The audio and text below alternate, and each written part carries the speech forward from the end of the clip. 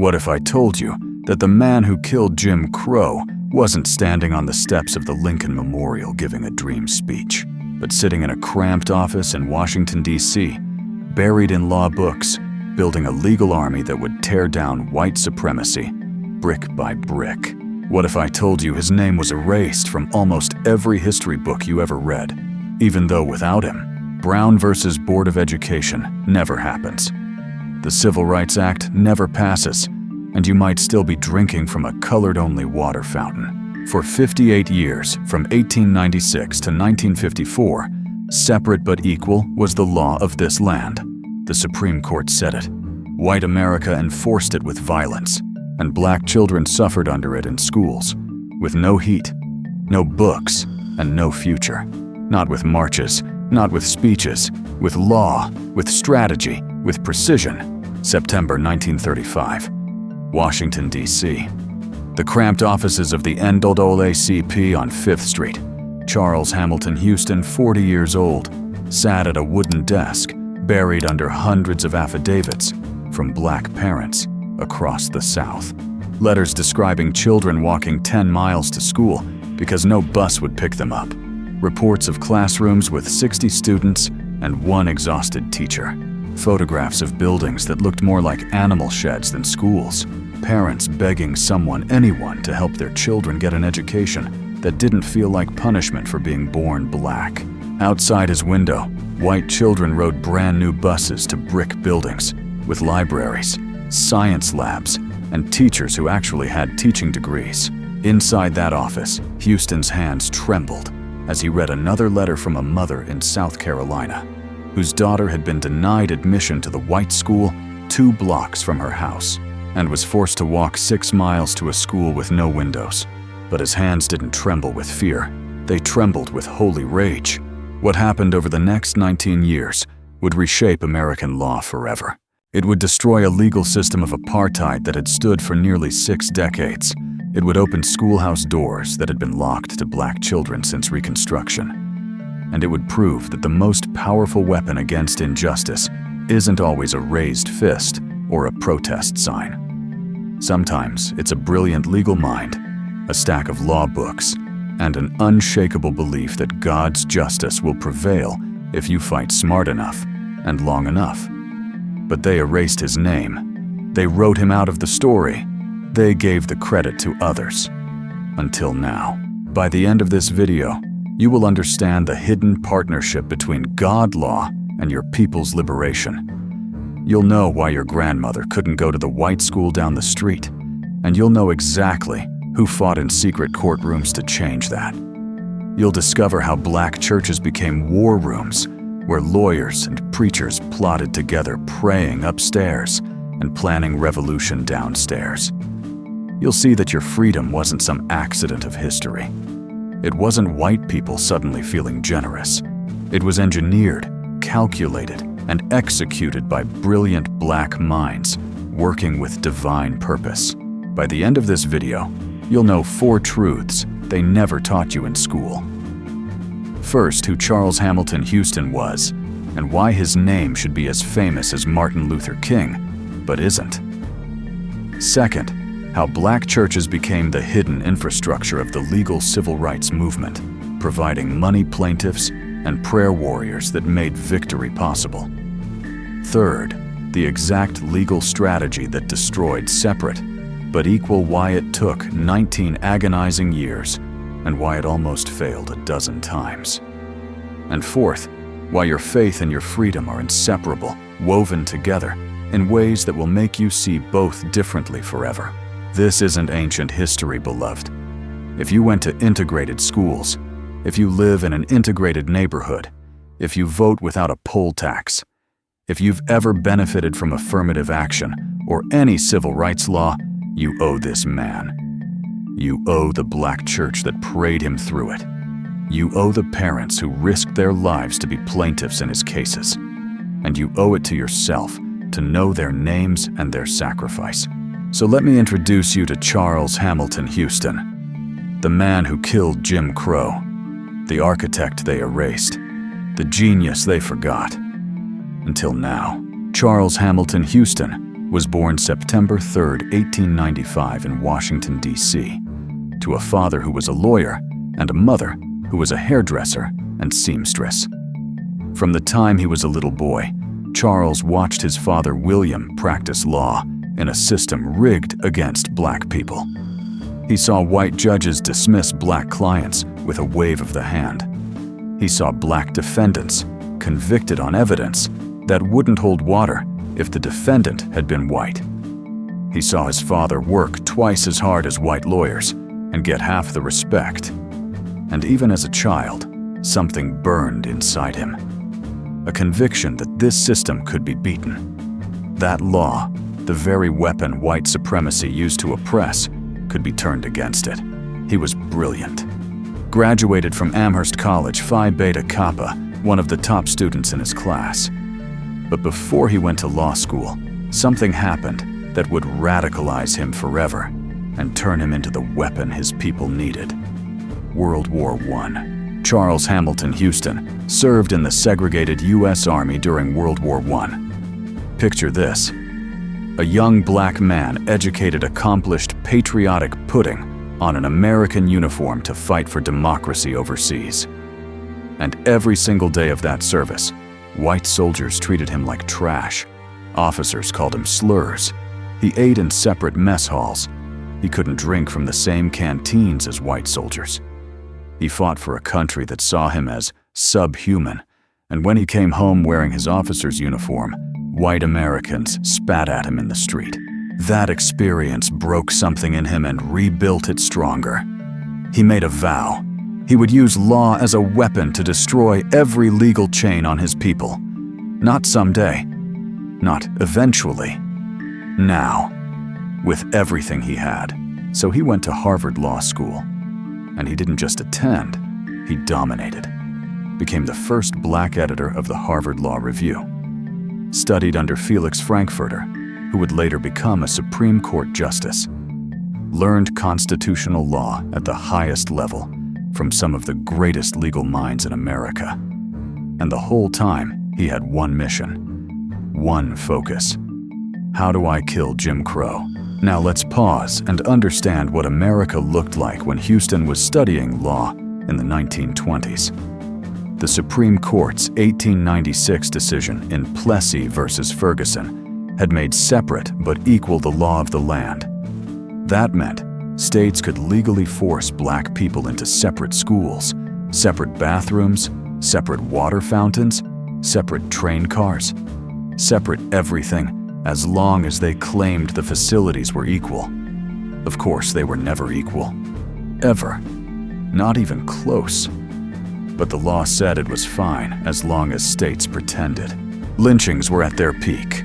The Ku Klux Klan was resurgent, marching openly in northern cities. Black people were second-class citizens in every single state, north and south. And the NAACP, which had been founded in 1909, was fighting cases here and there, but had no coordinated strategy. They were reactive, not proactive. Responding to individual injustices, but not attacking the system itself. Houston saw the problem, saw it clearly. Black lawyers were losing cases, not just because judges were racist, though they were. Black lawyers were losing because they weren't trained well enough. Because there was no pipeline producing elite black legal minds who could go toe-to-toe with white lawyers in appellate courts and win. Because Howard University Law School, the only major black law school in America, was a part-time night school that wasn't even accredited. So in 1929, Charles Hamilton Houston became Vice Dean and then Dean of Howard University Law School. And he made a decision that would change history. He said, "I will turn this place into a factory for civil rights warriors." He transformed Howard Law from a part-time night school into a rigorous full-time program, recruited the best black students from across the South, raised academic standards so high that half the students washed out. And he personally trained them with a mission that was crystal clear. You are not here to make money. You are not here to get rich representing criminals or writing contracts. You are here to become social engineers. You are here to fight a war. Your battlefield is the courtroom. Your weapon is the Constitution. Your enemy is every Jim Crow law in America. Can you imagine sitting in his class? Houston was intense, demanding, relentless. He drilled students on the 14th Amendment's Equal Protection Clause until they could recite it in their sleep. He ran mock trials where he played a racist white judge, hurling slurs and dismissing their arguments, forcing them to stay calm and think on their feet. He taught them trial strategy, appellate procedure, how to build a case that could survive appeal after appeal all the way to the Supreme Court. And he took them on field trips, loaded students into cars, and drove through the South with a 16mm camera documenting the obscene disparities between white and black schools. They filmed tar paper shacks with no windows where black children sat on broken chairs. Then they drove 2 miles down the road and filmed the white school, a beautiful brick building with a library science lab, new textbooks, and teachers with actual degrees. Houston wanted his students to see it, to feel it, to let the injustice burn so deep in their souls that they would spend the rest of their lives fighting it. He told them a lawyer's either a social engineer or he's a parasite on society. Choose which one you'll be. One of his students was a young man from Baltimore named Thurgood Marshall.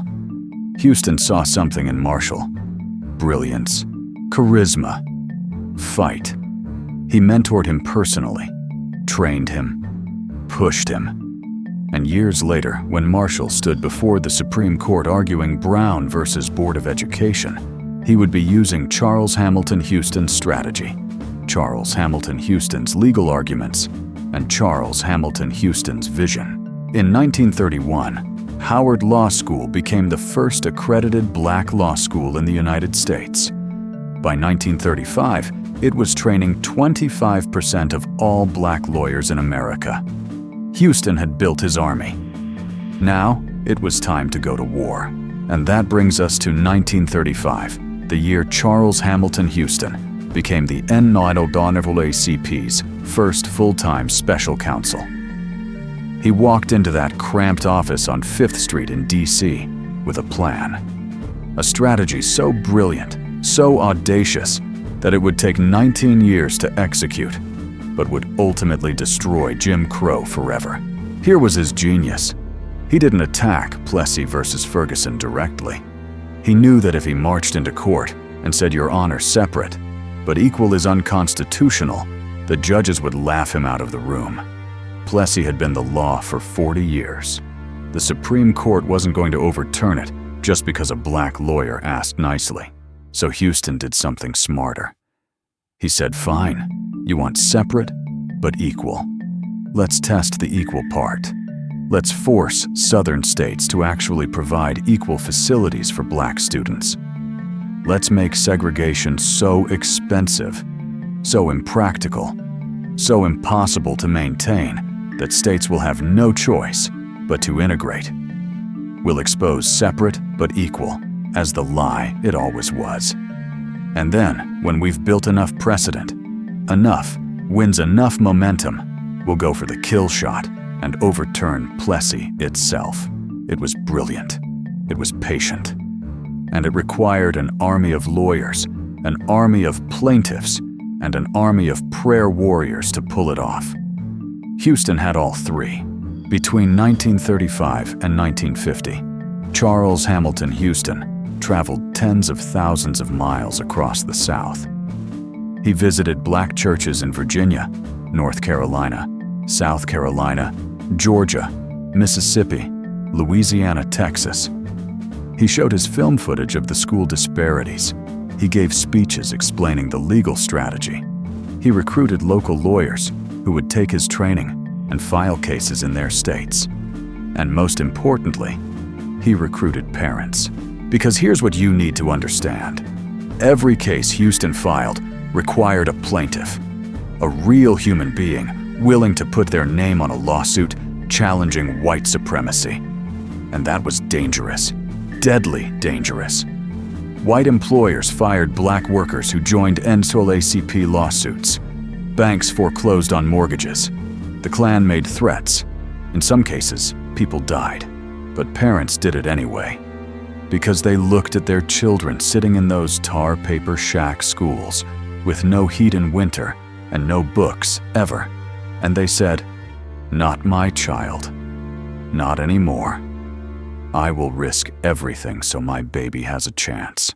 And here's where the Black church enters the story in a way that will make you rethink everything you thought you knew about the civil rights movement.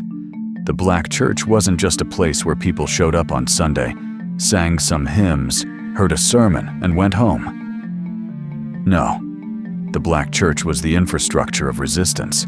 It was the only institution in the South that Black people fully owned and controlled. White authorities couldn't shut down a church without provoking a massive backlash, even from white Christians, who might tolerate segregation, but drew the line at attacking houses of God. So churches became safe spaces, meeting spaces, war rooms. After Sunday service, after the hymns, and the preaching, congregations would stay. NAACP lawyers like Houston would stand in the pulpit or in the basement and explain what was happening. They'd say, "We're building a case to challenge the school board. We need parents willing to be plaintiffs. It's dangerous. You could lose your job. You could be threatened. But if we win your children, and your grandchildren will have opportunities you never had." And pastors would stand up and say, "God is with those who fight injustice. This is holy work. If you're willing, come talk to us after." Then they'd pass the offering plate not for the church building fund, but for the cause, for legal fees, for bail money if someone got arrested, for feeding families who lost their jobs because they stood up. Churches became recruitment centers, strategy hubs, fundraising operations.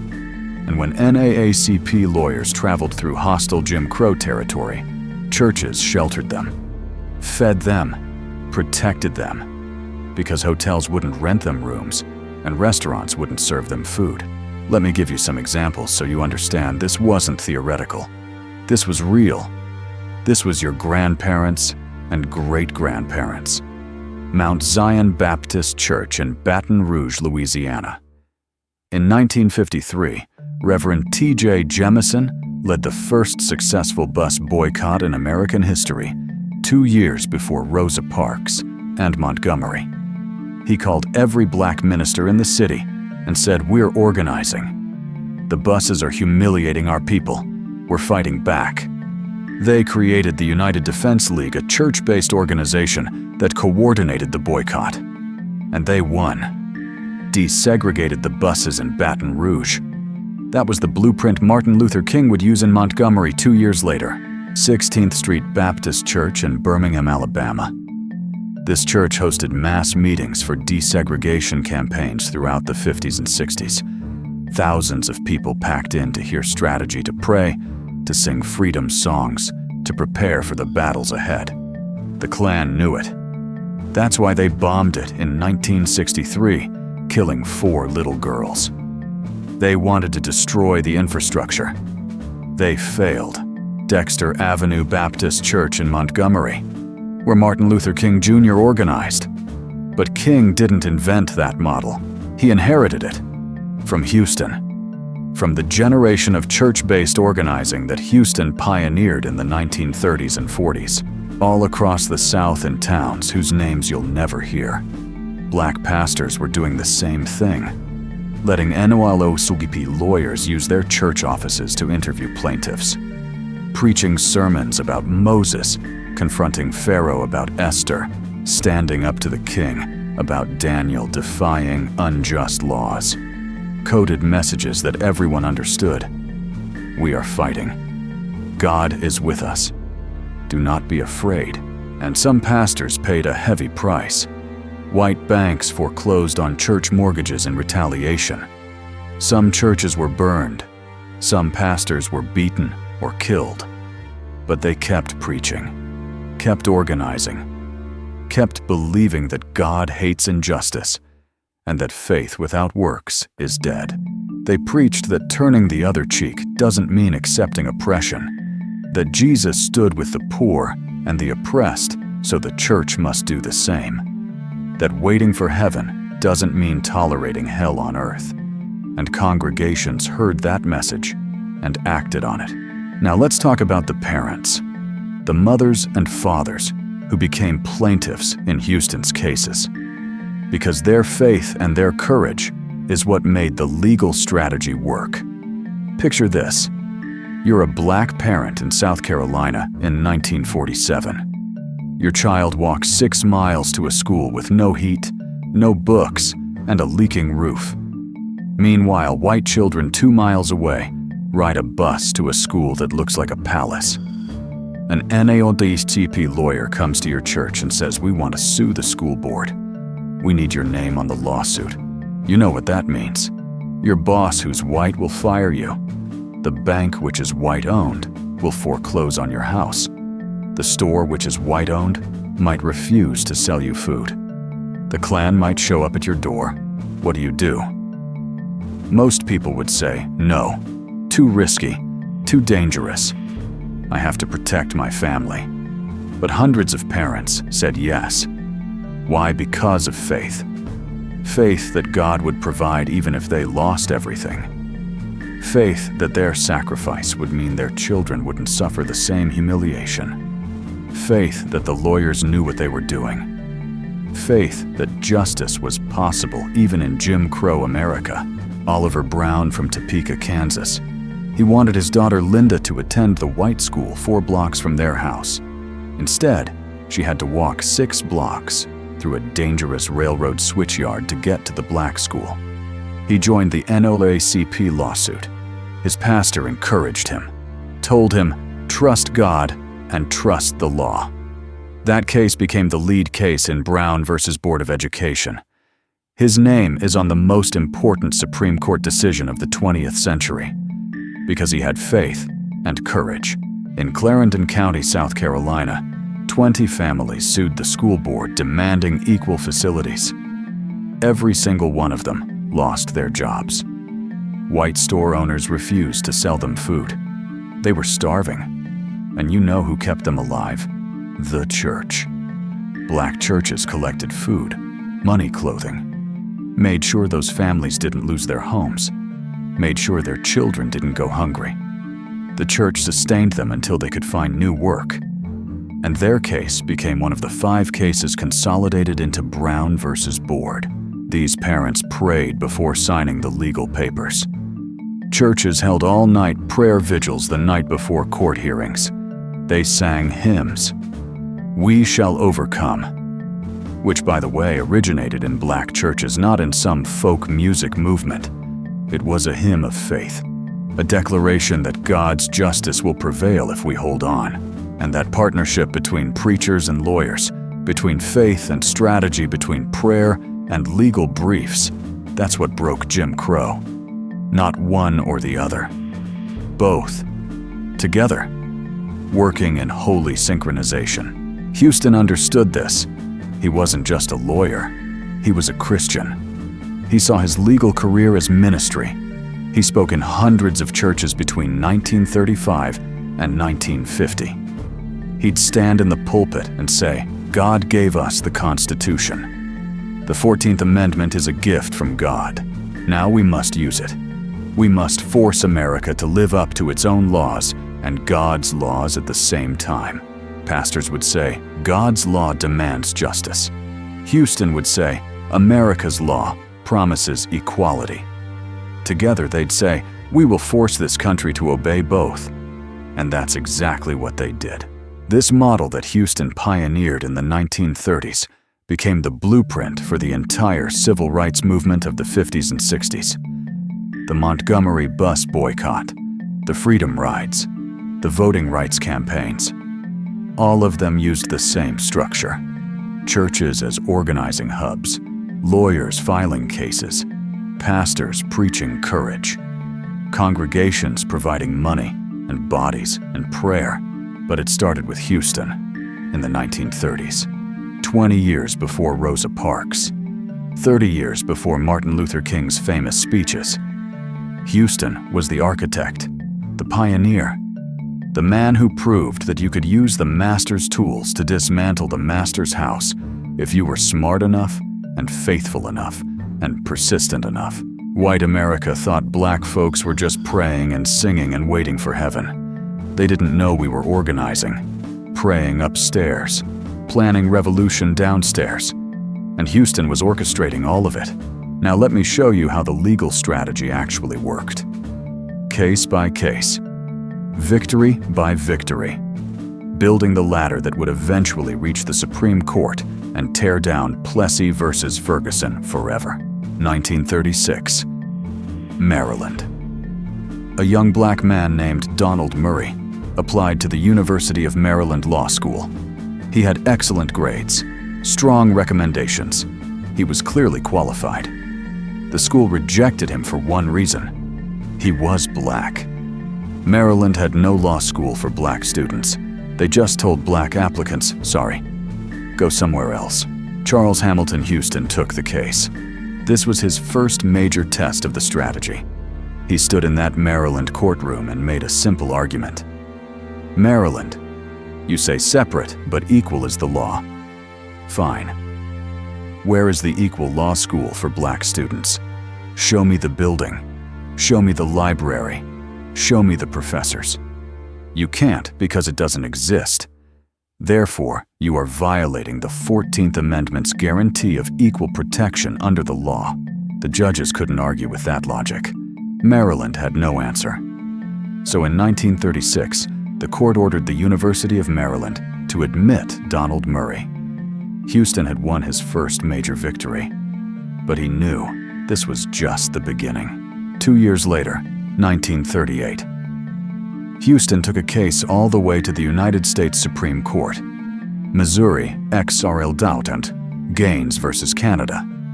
Lloyd Gaines, a black student, applied to the University of Missouri Law School. Missouri rejected him, but offered to pay his tuition to go to a law school in another state, any state that would accept black students. Houston said absolutely not. The 14th Amendment protects citizens within each state. Missouri can't just pay to ship its black citizens somewhere else and call that equal. If Missouri provides legal education for white citizens, it must provide equal legal education for black citizens within Missouri's borders. The Supreme Court agreed. 7-2 decision. Victory. This was massive. The Supreme Court had just narrowed the definition of separate, but equal. It wasn't enough to provide education somewhere. It had to be equal education in the same state. Houston was building precedent. Each case made it harder for states to maintain segregation. Each victory gave him ammunition for the next case. He was climbing a legal ladder, and every rung brought him closer to overturning Plessy. 1948, Sipwell versus Board of Regents in Oklahoma. Same strategy, same argument. Another victory. 1950. Sweat versus Painter in Texas, and McLaurin versus Oklahoma. By now, Houston's health was failing, so his protege, Thurgood Marshall, argued these cases. But they were using Houston's exact blueprint. Both cases won. And in both cases, the Supreme Court went further than before. The court said that even if you create a separate law school for black students, it can never truly be equal because of intangible factors. Reputation, alumni networks, prestige. The court was admitting what Houston had been saying all along. Separate is inherently unequal. Do you see the pattern? Now, case by case, year by year, Houston was dismantling the legal foundation of Jim Crow. Every victory was a brick removed from the prison wall. And Southern states were panicking because they realized what was happening.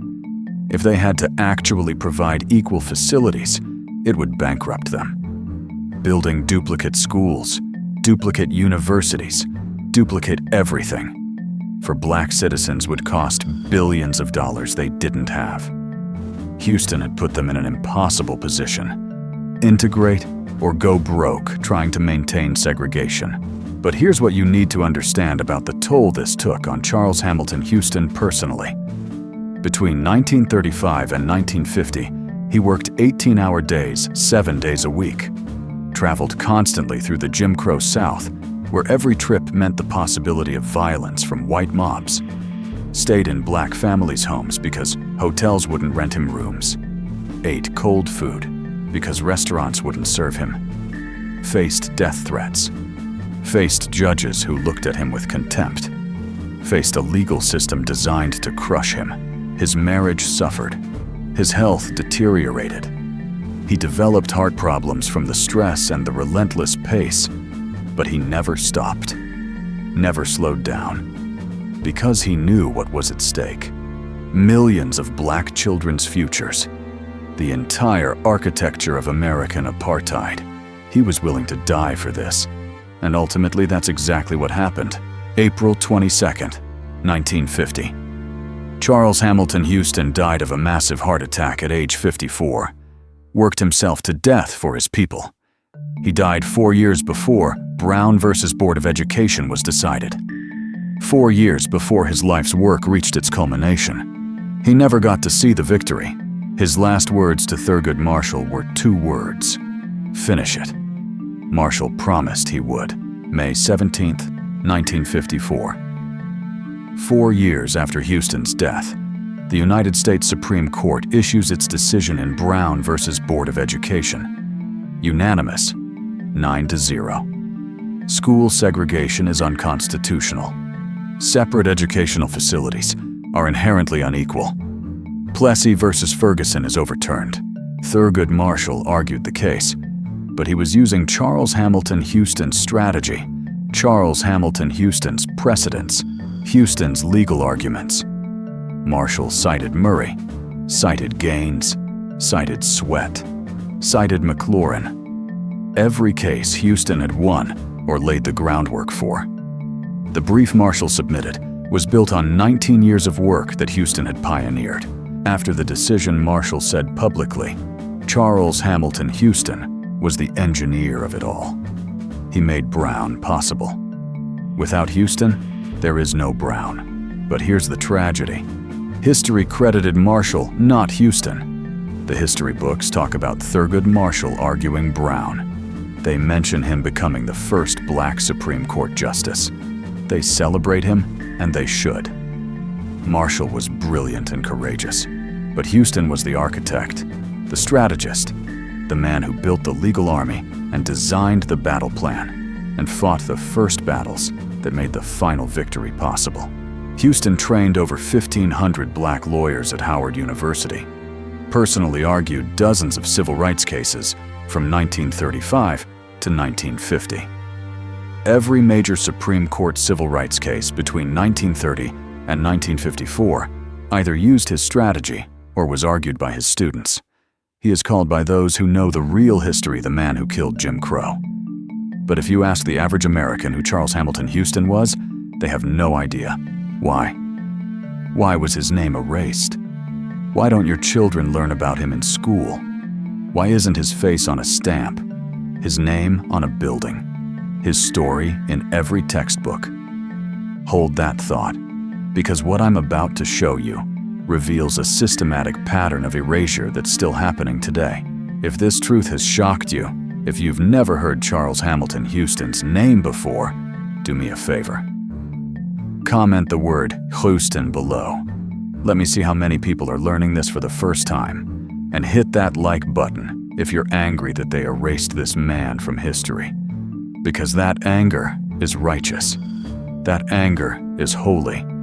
And we're going to channel it into action. But first, you need to understand why they erased him. They erased Charles Hamilton Houston because his story is too dangerous. Let me explain what I mean by that. American history loves a good hero story. One charismatic leader who gives inspiring speeches and changes the world. Martin Luther King on the steps of the Lincoln Memorial. Rosa Parks refusing to give up her seat. Thurgood Marshall arguing before the Supreme Court. These are the stories you learned. These are the stories they teach. And listen, those people were heroes. No question. Their courage and their sacrifices changed history. But that narrative, the singular great man or great woman narrative, has a purpose. It's easier to digest, easier to remember, easier to reduce to a soundbite or a holiday or a feel-good movie. And most importantly, it hides the truth about how movements actually work. Movements aren't built by one person giving one speech. They're built by thousands of people working for decades, doing unglamorous work that never makes the news. Lawyers researching precedents at midnight, organizers recruiting plaintiffs door to door, church secretaries typing affidavits, parents signing their names to lawsuits knowing they'll lose their jobs. That's how change happens. Through strategy, organization, infrastructure, and persistence. But they don't teach you that. Because if you knew that if you understood that movements require planning and institution building and long-term strategy, you might start building movements yourself. And that's dangerous to those who benefit from the current system. Charles Hamilton Houston doesn't fit the hero narrative. He wasn't charismatic in the way Martin Luther King was. He didn't give speeches that made people cry. He was a thinker, a strategist, a builder. His work was technical, constitutional law, appellate procedure, case strategy. You can't reduce that to a 3-minute video clip or an inspirational quote. And he died before the victory. The great man narrative needs a triumph moment, the hero standing in the spotlight receiving vindication. Houston died in 1950 exhausted and relatively unknown outside the Black community. The triumph came 4 years later when someone else was in the spotlight. So history gave the credit to that person. Thurgood Marshall became the face of Brown versus Board. Marshall argued the case. Marshall was alive to do interviews, give speeches, receive awards. Marshall went on to become the first Black Supreme Court justice, which gave him even more visibility. And Marshall, to his eternal credit, always said Houston was the architect.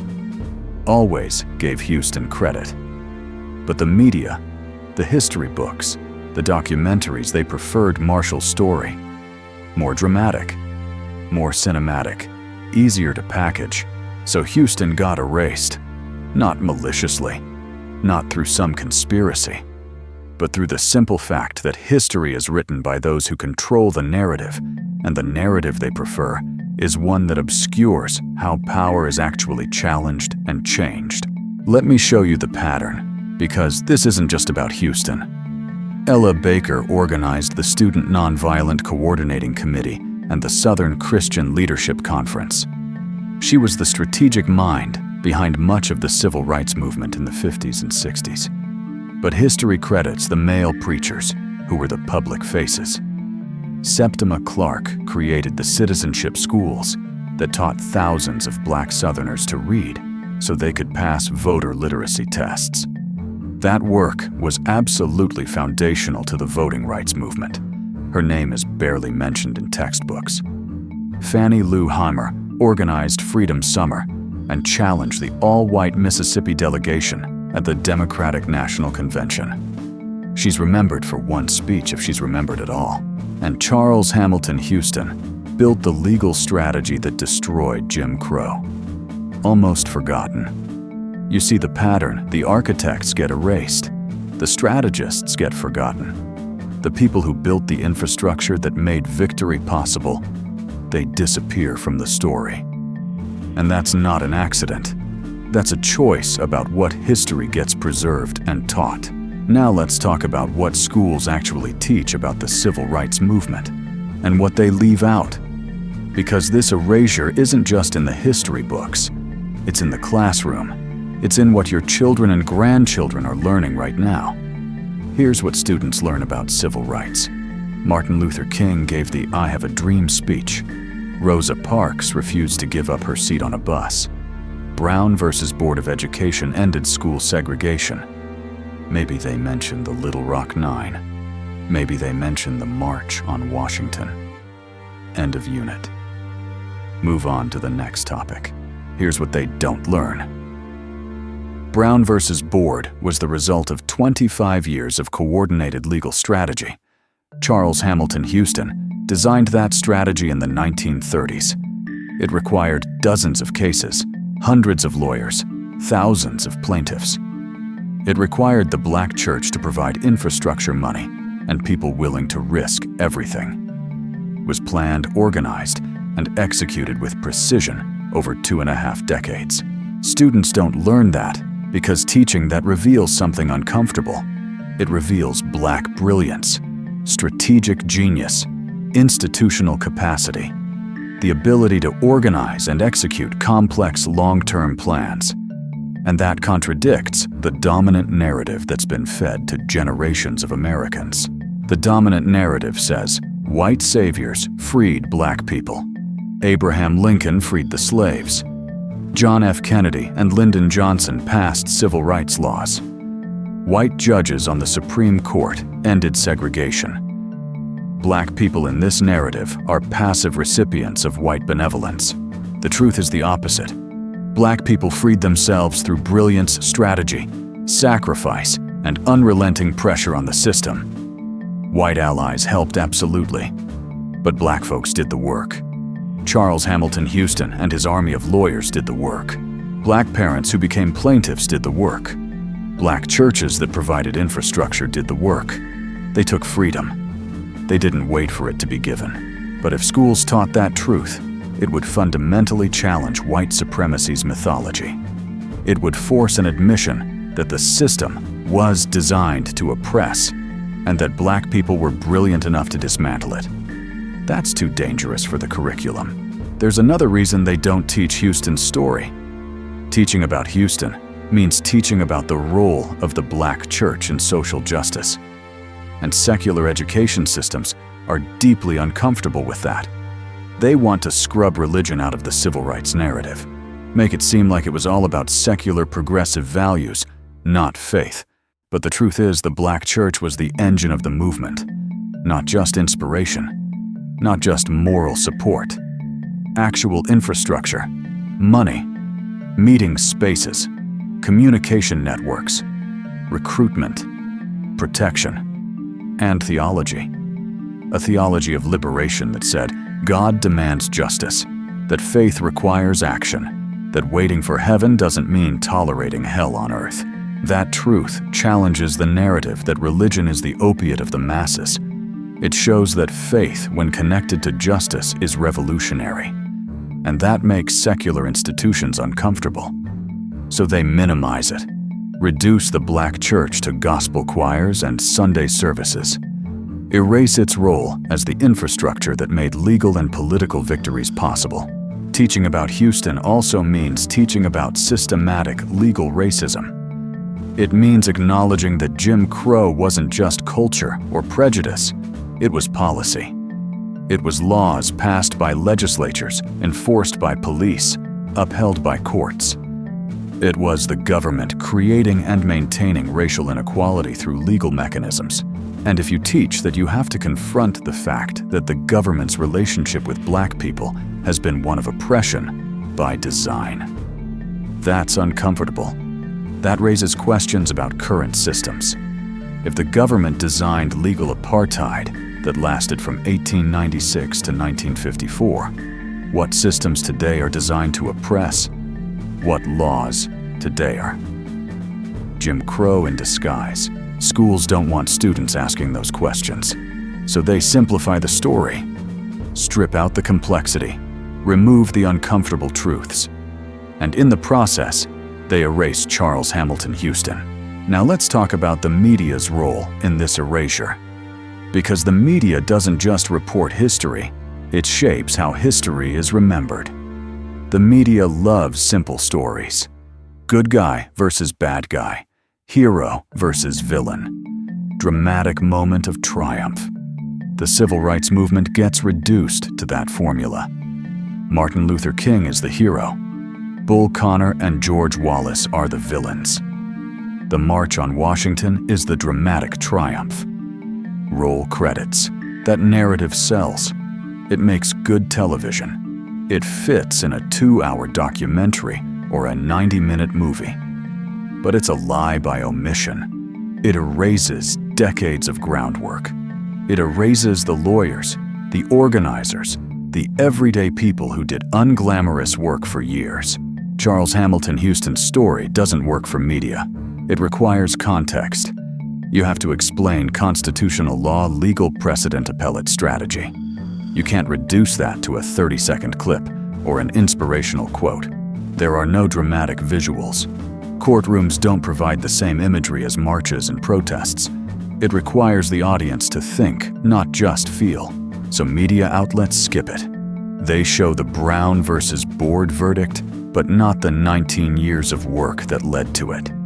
They show the outcome, but not the process. They show the moment of triumph, but not the decades of strategy. And in doing that, they make it seem like change just happens. Like one day the Supreme Court woke up and decided to end segregation. That's not how it worked. Brown versus Board happened because Charles Hamilton Houston spent 15 years building the legal foundation. Because Howard Law School trained the lawyers who argued the cases. Because black churches provided the infrastructure. Because parents risked everything to be plaintiffs. Because Thurgood Marshall and the NAACP Legal Defense Fund executed the final phase of a strategy designed decades earlier. But you'd never know that from watching the news or the documentaries. They erase the work. They erase the workers. They make history seem inevitable instead of fought for. And here's why that matters. Here's why this erasure is so dangerous. If people don't know how Jim Crow was defeated, they can't use the same strategy to defeat the systems that oppress them today. Houston's model was brilliant, and it's replicable. Study the system, identify its legal weak points, build institutions to train people, recruit plaintiffs, file strategic cases, build precedent, apply sustained pressure over years or decades until the system breaks. That model works against any oppressive system. Mass incarceration. Use Houston's model. Voter suppression. Use Houston's model. Wealth inequality. Use Houston's model. Discriminatory lending. Use Houston's model. Housing segregation. Use Houston's model. But if you don't know the model exists, if you don't know Houston's name or his strategy, you can't replicate it. And that benefits those who profit from current systems of oppression. They don't want you knowing that there's a blueprint for dismantling unjust systems. They don't want you knowing that it's been done before and can be done again. So they erase Houston. They erase the strategy. They erase the proof that organized, strategic, persistent resistance works. They leave you with inspirational speeches and moral exhortations, but no practical roadmap. And that keeps you inspired, but powerless. That's the deeper motive behind the erasure. It's not just that history is complicated and some people get forgotten. It's that some people get erased because their stories are instruction manuals for liberation. And those in power can't afford for you to read that manual. Because if black communities studied Houston's model today, here's what would happen. They'd build institutions like Houston, built Howard Law School. They'd train strategists, not just activists. They'd use law as a weapon, the way Houston did. They'd partner with churches again, rebuilding that infrastructure. And they'd systematically dismantle mass incarceration, voter suppression, wealth inequality, every modern manifestation of racism. That terrifies those in power. So they erase Houston. They erase the blueprint. They leave you with speeches and slogans, but no strategy. And generation after generation grows up not knowing that their ancestors already figured out how to fight and win. But now you know. Now you know Charles Hamilton Houston's name. Now you know what he built and how he built it. Now you know the strategy. The question is, what will you do with that knowledge? Hold that thought. Because we need to talk about why this matters right now today, in 2025. We need to connect Houston's fight to the fights you're facing in your life right now. Because this isn't ancient history. This is your present reality. May 17, 1954. The Supreme Court declared school segregation unconstitutional. Charles Hamilton Houston's life work vindicated. Separate but equal overturned. The promise of equal education for all children, regardless of race, enshrined in law. 71 years later. Here we are, 2025. And let me tell you what the reality looks like. American schools are more segregated today than they were in the 1970s. Read that again. More segregated now than 50 years ago. How is that possible? How did we go backwards? Because Brown versus Board ended de jure segregation by law, but it didn't end de facto segregation by practice. White families fled to the suburbs after Brown. They created new school districts with boundaries carefully drawn to exclude black neighborhoods. They funded schools through property taxes, which meant wealthy white areas got wealthy schools, and poor black areas got schools that looked exactly like the ones Houston photographed in 1935. Let me give you numbers. The median per student funding in predominantly white school districts is $13,000 per year. In predominantly black districts, $11,000. $2,000 gap per student. Multiply that by 30 students in a classroom, that's $60,000 less per classroom per year. Multiply that over 13 years of education, and you're talking about hundreds of thousands of dollars in lost resources for every black child. And that funding gap has consequences. Black schools have higher student-to-teacher ratios, fewer advanced placement courses, older textbooks, no arts programs, crumbling buildings, higher suspension rates because they're over-policed instead of resourced. Meanwhile, white schools in the same state, sometimes the same county, have state-of-the-art science labs, theater programs, college counselors, multiple AP courses, and every advantage money can buy. The achievement gap persists 70 years after Brown, not because black children are less capable, but because the system is still rigged. They just made it legal again by hiding it behind property taxes and school district boundaries. Houston died believing he'd won. Thurgood Marshall thought Brown ended it, but they underestimated white supremacy's ability to adapt. The laws changed. The system didn't, and education is just one example. Let me show you the other systems that are modern Jim Crow. The systems Houston would be fighting if he were alive today. Mass incarceration. Right now, 2.3 million people are locked in cages in America.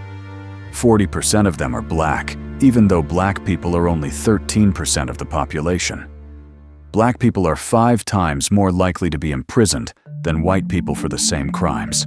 And here's what most people don't understand. The 13th Amendment, the one that supposedly ended slavery, has a loophole. It says slavery is illegal except as punishment for a crime. That exception has been used for 150 years to re-enslave black people. Convict them often on trumped-up charges or through racist policing, then force them to work for pennies an hour in prison factories. It's slavery with a different name. If Charles Hamilton Houston were alive today, he'd be filing cases challenging sentencing disparities, demanding reparations for wrongful convictions, attacking the for-profit prison system that profits from black bodies in chains. He'd use the same strategy: expose the inequality, build precedent, force the system to either fix itself or admit it's designed to oppress. Voter suppression.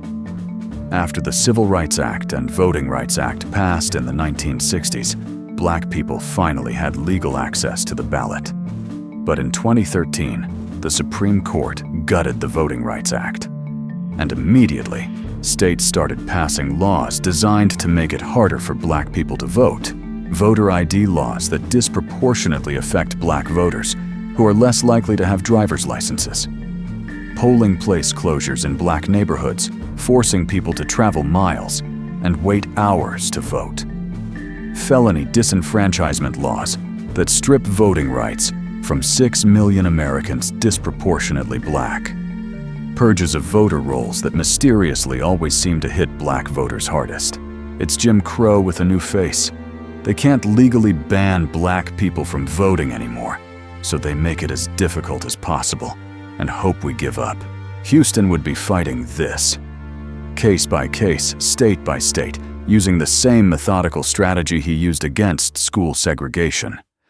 Challenge the laws, expose the discriminatory impact, build precedent, apply pressure until the system breaks. And then there's the wealth gap. This is the one that ties everything together. This is where you see the full impact of everything they stole from us. The median white household in America has $188,000 in wealth.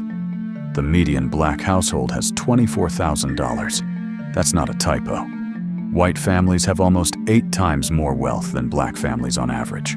And people love to say, well, that's because black people don't work hard, don't save money, don't make good decisions. No, that wealth gap exists because they stole from us, systematically, for centuries, and they never paid it back. Slavery was stolen labor. 400 years of free work that built white wealth. After slavery ended, they promised 40 acres and a mule. Never delivered. Instead, sharecropping kept black families in debt. Then, when black people did build wealth, like in Tulsa's Greenwood district, they burned it down. When black families tried to buy homes after World War II, redlining made sure banks wouldn't give them mortgages. When urban renewal came through black neighborhoods in the 60s and 70s, they called it Negro removal because it destroyed black-owned businesses and property. Every time black people built wealth, the system took it. And that theft is ongoing, right now, today. If the Tulsa massacre hadn't happened, if those black families hadn't lost everything in 1921, their descendants would be millionaires today. That wealth would have been passed down through generations, compounded, grown.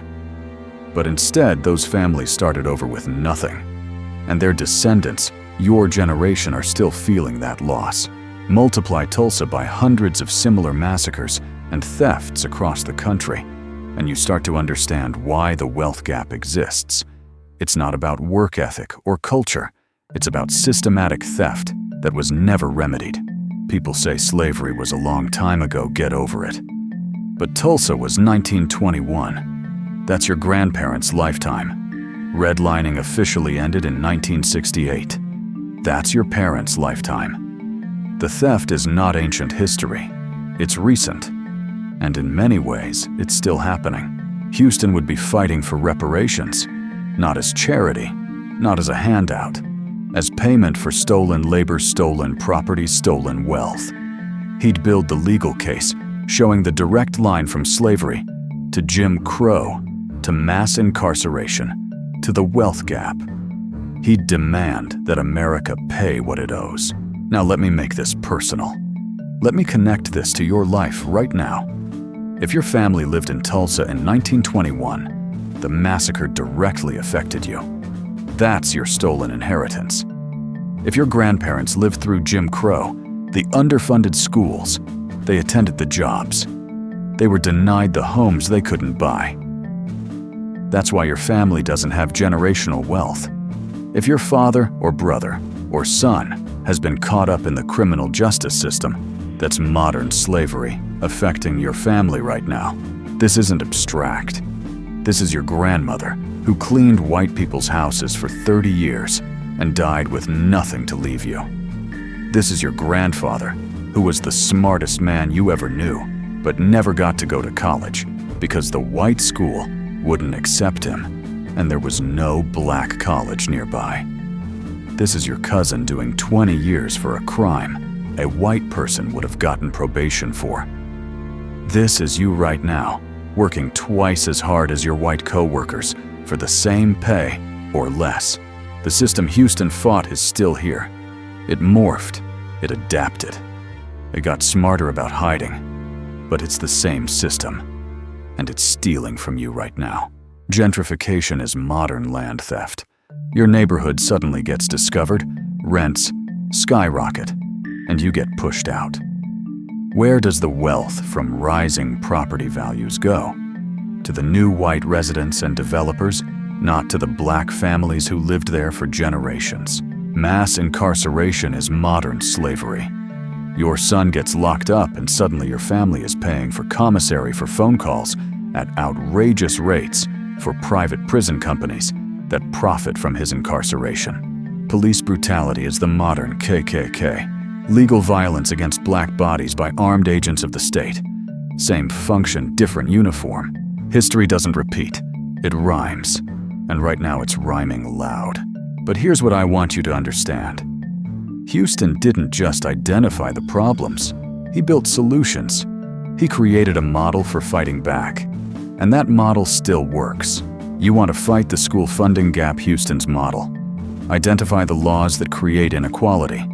Document the disparities. Find plaintiffs. File cases. Build precedent. Apply pressure until the system breaks. You want to fight mass incarceration, Houston's model. Challenge sentencing laws. Expose racist enforcement. Demand accountability. You want to fight for reparations, Houston's model. Build the legal case. Show the receipts. Prove the theft. Demand payment. But here's what it requires. It requires what Houston built. Institutions. Trained strategists. Partnership between lawyers, churches, and community. Long-term commitment. Because Houston worked for 19 years to win Brown. 19 years of 18-hour days. That's what it took. Are you willing to do that? Are you willing to commit years of your life to this work? Are you willing to sacrifice comfort for justice? Are you willing to build institutions that will outlast you? Because that's what Houston did. And that's what it's going to take to finish what he started. Your existence is proof that his sacrifice wasn't in vain. You're free in ways your grandparents weren't. You have opportunities they didn't. You can vote.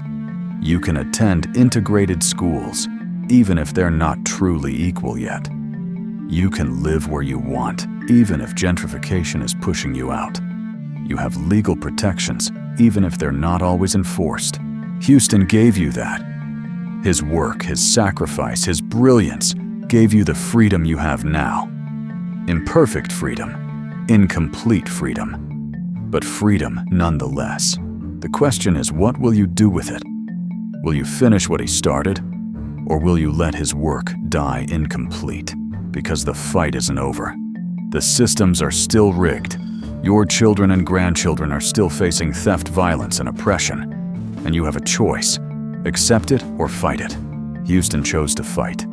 Worked himself to death fighting. Never saw the victory but trusted that his students would finish it. And they did. Marshall and the others finished what Houston started. Now Houston's ghost is asking you the same thing he asked Marshall. Finish it. Finish what I started.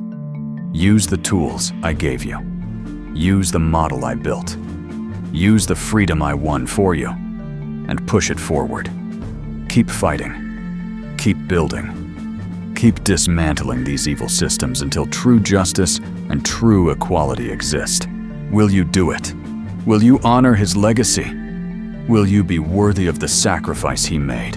You are not a victim. Let me say that again, because you need to hear it and believe it. You are not a victim. You are a survivor of attempted genocide. You are a descendant of people who endured the Middle Passage and survived. You are a descendant of people who endured slavery and survived. You are a descendant of people who endured Jim Crow, lynching, terrorism, and systematic oppression and survived. You are a descendant of Charles Hamilton Houston, a man so brilliant that he dismantled 58 years of legal apartheid. A man so strategic that his blueprint is still the model for how to fight oppressive systems. A man so committed that he worked himself to death for your freedom. That brilliance is in your blood. That strategic mind is your inheritance. That relentless persistence is your legacy. They want you to think you're poor because you're lazy. No, you're poor because they stole trillions of dollars of wealth from your ancestors. They want you to think you're struggling because you made bad choices. No, you're struggling because the system is designed to extract wealth from you and transfer it to them. They want you to think you're behind because you don't work hard enough. No, you're behind because they've been sabotaging you for 400 years and never paid reparations. Your poverty is not your fault. It was stolen from you. Your lack of generational wealth is not because your grandparents were irresponsible. It's because every time they built something, the system destroyed it. Your struggles are not because you're deficient. They're because you're fighting a rigged game. But here's what they don't want you to know. Your ancestors were millionaires. Before Tulsa burned, Black Wall Street had more millionaires per capita than most white neighborhoods in America. Your ancestors built empires from nothing. They created thriving businesses, schools, churches, entire communities while facing daily terrorism. They did all of that while white supremacy was trying to kill them. That strength is in you. That creativity, that resilience, that ability to build in the face of destruction, you inherited it. It's in your DNA. You are not the descendants of weak people. You are the descendants of warriors. Not just physical warriors, though there were plenty of those, but warriors of the mind. Charles Hamilton Houston was a warrior. He fought with legal briefs instead of bullets, but make no mistake, he was at war. And he won. Thurgood Marshall was a warrior. The 1,500 lawyers Houston trained at Howard, they were warriors. The parents who signed their names to lawsuits, knowing they'd lose everything, they were warriors. The pastors who let NOCP meetings happen in their churches, knowing the Klan might burn them down, they were warriors. You come from warriors. You come from brilliance. You come from people who looked at impossible odds and said, "Watch me do it anyway." Now let me connect this to your faith, because your faith and your freedom are inseparable. God preserved you through the Middle Passage. Do you understand how miraculous that is? Millions died on those ships, but your ancestors survived. Why? What was the purpose? God brought you through slavery, 250 years of brutality, rape, murder, family separation, and somehow your bloodline survived. Well, what was God preserving you for? God kept you alive through Jim Crow, through lynching, through terrorism, through legal oppression. Your family line continued. Why did God protect you?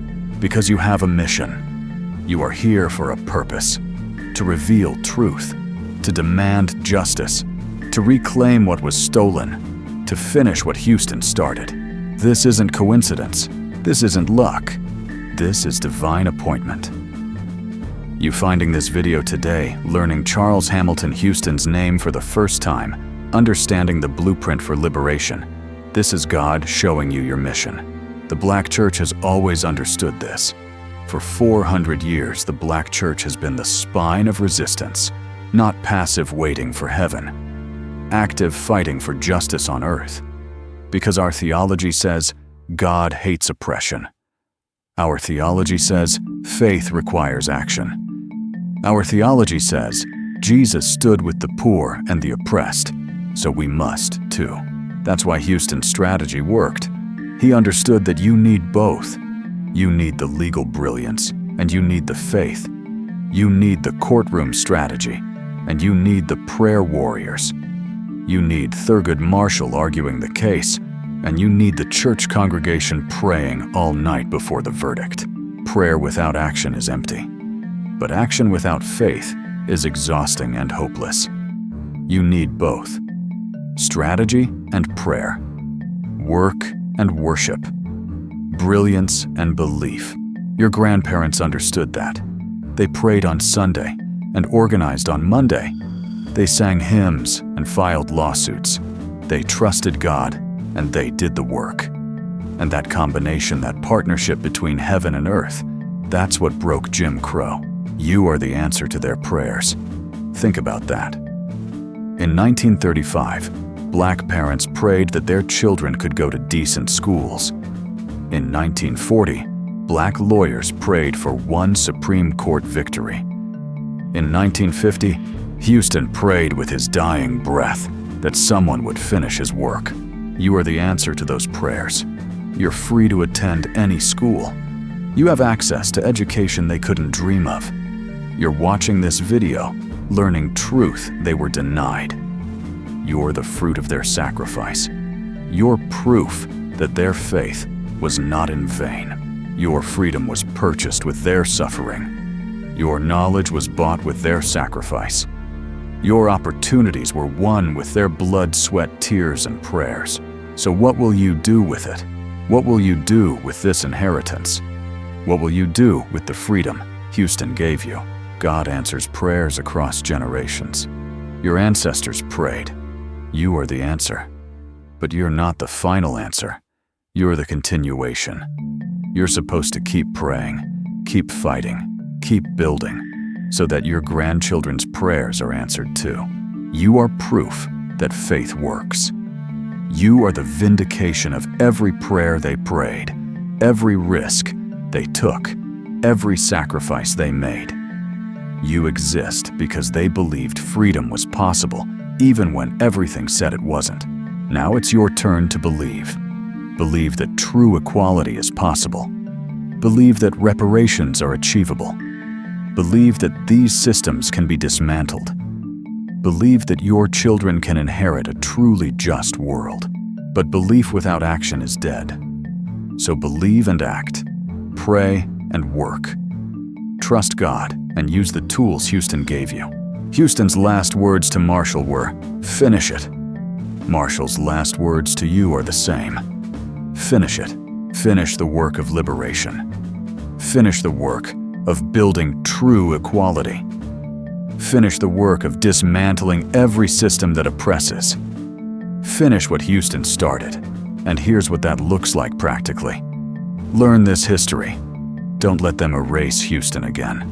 Teach your children his name. Tell your grandchildren what the Black church did for liberation. Make sure the next generation knows the blueprint. Support Black institutions, HBCUs like Howard, that trained Houston's army. Black churches that provide infrastructure for resistance. Black-owned businesses that build wealth in our communities. These institutions are how we fight back. Use your vote. People died for it. Use it. Vote for school board members who will fight funding inequality. Vote for prosecutors who won't feed the prison system. Vote for legislators who support reparations. Your vote is a weapon. Use it strategically. Demand justice. Demand reparations for slavery for Jim Crow, for redlining for mass incarceration. Demand equal school funding. Demand accountability for police violence. Demand what is owed. Don't ask politely. Demand, and build like Houston built. Build institutions that will outlast you. Build strategies that span decades. Build movements that your grandchildren will inherit. Build liberation. Houston gave his life for this. Marshall devoted his career to it. Your ancestors risked everything for it. Now it's your turn. Will you give your voice? Will you give your time? Will you give your energy, your resources, your commitment? Will you finish what Houston started? You are Charles Hamilton Houston's legacy. You are the dream he died for. You are the future he fought to make possible. The only question is, will you honor that legacy? Will you be worthy of his sacrifice? Will you do the work? I believe you will, because you've made it this far. Because you're still watching. Because something in you is awakening to your purpose, your mission, your calling. You are not here by accident. You are here because Houston and Marshall and countless others paid for you to be here. You are here because God preserved your bloodline for this moment. You are here to finish it. So let me ask you one more time. Will you Subscribe to this channel because we are exposing hundreds more stories like Houston's. Stories they erased, names they forgot, strategies they buried. This is your history, and you need to know it. Hit that notification bell so you never miss when we drop truth. Share this video with your children, your grandchildren, your church members, everyone who needs to know Charles Hamilton Houston's name. Tell them what you learned today. Tell them about the man who killed Jim Crow. Tell them about the black church that made it possible. Tell them about the blueprint for liberation that still works today. Don't let them erase us again. You are the keeper of this truth now. You are responsible for passing it on. That's how we keep Houston's memory alive. That's how we honor the ancestors. That's how we pass the torch. Houston worked 19 years for one victory. You can spend 19 seconds sharing this video. That's how we preserve the truth. That's how we build the movement. That's how we finish what he started. This is our history. We must preserve it. We must teach it. We must live it. Starting now, let us pray. Father God, we thank you for preserving the story of Charles Hamilton Houston. We thank you for the brilliance you placed in him, for the strategic mind you gave him, for the commitment you sustained in him. We thank you for Howard University Law School and the army of lawyers he trained there, 1,500 warriors who changed the course of history. We thank you for every black lawyer who fought when the system said they couldn't.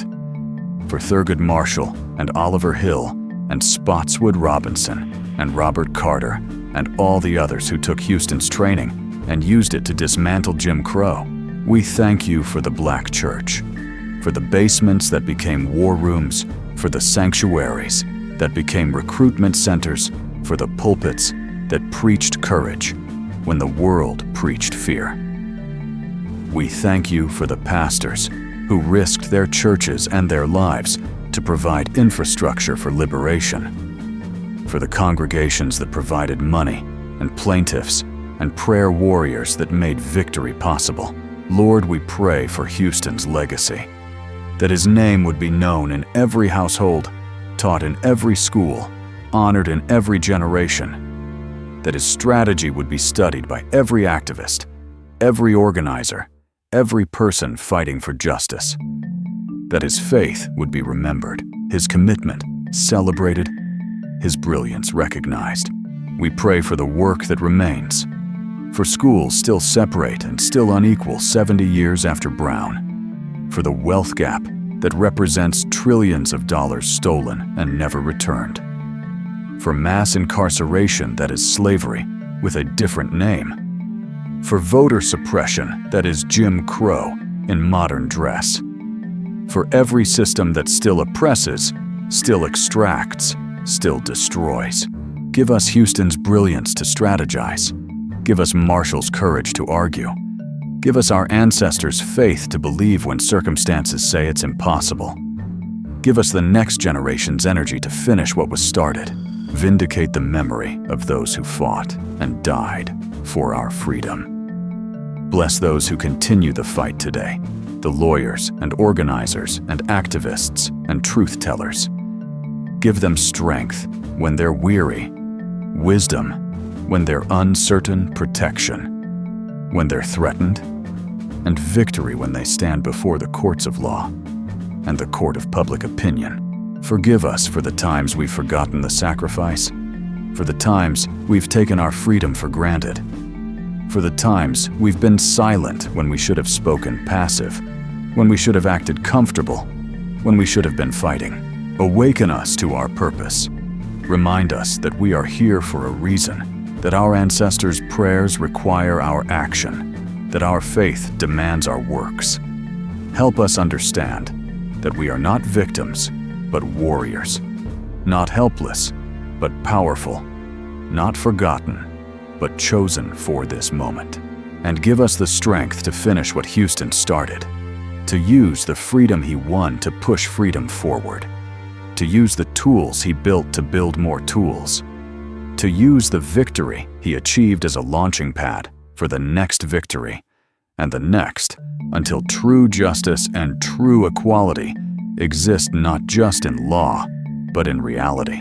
We pray this in the name of Jesus, who stood with the oppressed, who challenged unjust systems, who taught us that the last shall be first, and the first shall be last, who promised that those who hunger and thirst for righteousness will be satisfied. Amen. Walk in truth. Demand justice. You are free. But freedom is not a destination. It's a journey. And your ancestors started you on that journey. Now you must continue it. For yourself. For your children. For the generations yet unborn. This is Dark History Stories. This is truth they tried to bury. This is your history, your legacy, your inheritance. Until next time, study your history. Honor your ancestors. Finish their work. Charles Hamilton Houston died believing in you. Don't let him down.